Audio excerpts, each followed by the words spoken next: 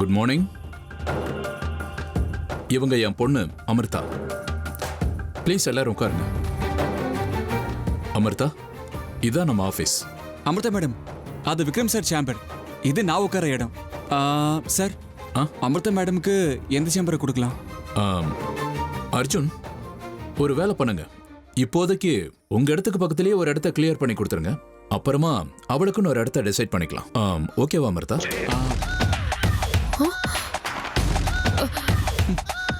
இல்லப்பா, நான் அர்ஜுன் பக்கத்துல எல்லாம் உட்கார மாட்டேன்.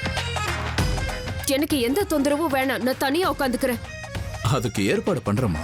அது வரைக்கும் கொஞ்சம் அட்ஜஸ்ட் பண்ணிக்குமா ப்ளீஸ்.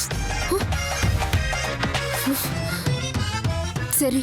அப்புறம் அமிர்தா, உங்ககிட்ட ஒரு விஷயத்த சொல்லவே மறந்துட்டேன். இன்னைக்கு நம்ம கம்பெனிக்கு ஒரு பெரிய பில்டர் வராருன்னு சொன்னார்ல, அவர் யார் தெரியுமா? யார் சார் அவரு? அவரை உங்களுக்கு ரொம்ப நல்லா தெரியும் அர்ஜுன். எனக்கு நல்லா தெரிஞ்சவங்களா? யார் சார்? அதான் அர்ஜுன், உங்க பழைய பாஸ் விஷ்ணு சார்.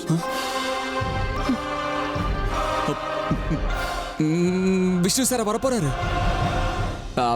அப்படின்னா அவர் வந்துட்டு போற வரைக்கும் அவர் கண்ணில் நான் படாம இருக்கிறது தான் நல்லது சார். ஏன் அப்படி சொல்றீங்க? நீங்க ஏதாவது தப்பு பண்ணிட்டீங்களா? சேச்சே, அப்படிலாம் ஒன்றும் இல்லை சார். அவர் மேல எனக்கு ரொம்ப மரியாதை இருக்கு சார். அவர் முன்னாடி உட்கார்றது என்ன, நிக்க கூட மாட்டேன். அதுக்கு தான் சார் அவர் வந்துட்டு போற வரைக்கும் நான் வெளியே இருக்கேன்.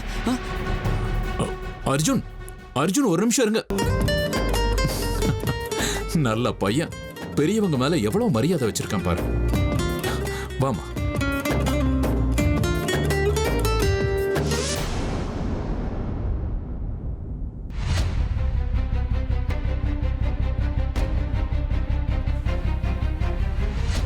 ஐயோ கடவுளே, அப்பாவும் அண்ணாவும் வந்துட்டாங்களே.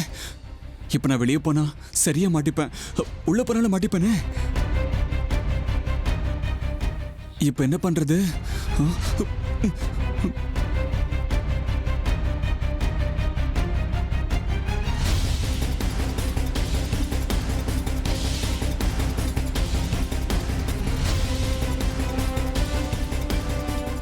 ஐயோ, பக்கத்துல வந்துட்டாங்களே.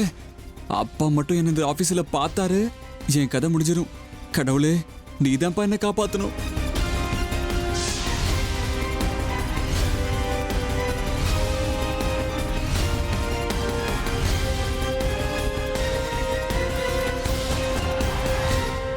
எஸ்கியூஸ் மீ, விக்ரம் உள்ளதான் இருக்காரா?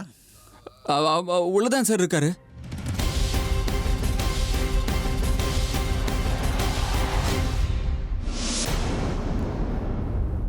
கருணா, இவர் குரல் அர்ஜுன் குரல் மாதிரி இல்ல.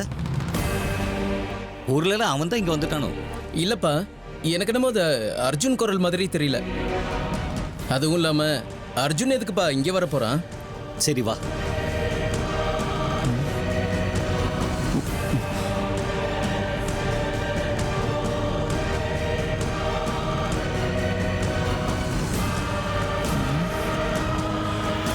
அப்பா, எப்படியோ அப்பா கண்ணில் படாம தப்பிச்சாச்சு. அண்ணாவும் அப்பாவும் திரும்பி போற வரைக்கும் நான் எச்சரிக்கையா இருக்கணும். இப்ப என்ன பண்றது? அமிர்தா வேற உள்ளதான் இருக்காங்க. கொஞ்சம் எழுந்து வெளியே வந்தாங்கன்னா அவங்களோட பேசிக்கிட்டு நான் நல்லா டைம் பாஸ் பண்ணிடுவேன். இதுக்கு மேல என்ன சொல்ல போற? சொல்றதுக்கு வேற ஏதாவது போய் இருந்தா சொல்லிடு. அவதான் என்ன ஏமாத்தி எல்லாத்தையும் என்கிட்ட இருந்து பறிச்சிட்டான்னு பார்த்தா நீயும் இப்போ அதே தான் பண்ணிருக்க. ஏன் ஆலியா, ஏன் இப்படி பண்ண? இந்த உலகத்துல பாட்டிக்கு அப்புறம் நான் யார் மேலேயாவது உயிரையே வச்சிருக்கேன்னா அது ஊ மேலதான் உனக்கு தெரியாதா? ஏன் இப்படி பண்ண ஆலியா? உனக்கு காசு பணம் அவ்வளவு முக்கியமா போயிடுச்சு. அதுக்காக நம்ம உறவை கூட மறந்துடுவியா?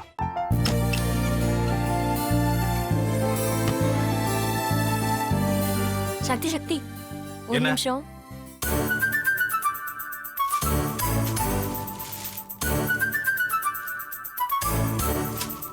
இந்தாங்க. என்ன இது? உங்களுக்கு பிடிச்ச பிராண்ட் செப்பல். இது என்ன, நான் தலையில வச்சுட்டு தூங்கணுமா? சரி, அதை விடுங்க. இங்க பாத்தீங்களா, டைம் பீஸ்.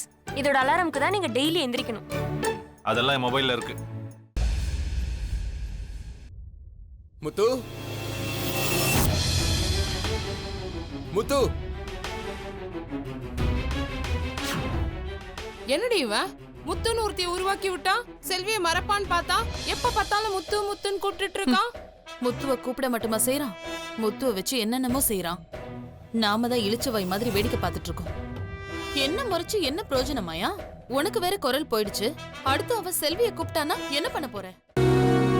உன்னுடைய விருப்பப்படியே நீ ராமநாத வீட்டு மருமகளா வாழ போற. கண்டிப்பா என்னுடைய ஸ்தானத்திலிருந்து அவன் உன்னை நல்லா பார்த்துக்குவான் அம்மா. டேய், அவரை பத்தி தான் உனக்கு தெரியும்ல. அவர் எந்த முடிவு எடுத்தாலும் அதான் ஃபைனல். நம்ம அப்பா வேணுமா வேணாமாங்கிறத நீயே முடிவு பண்ணிக்கோ. வாடா.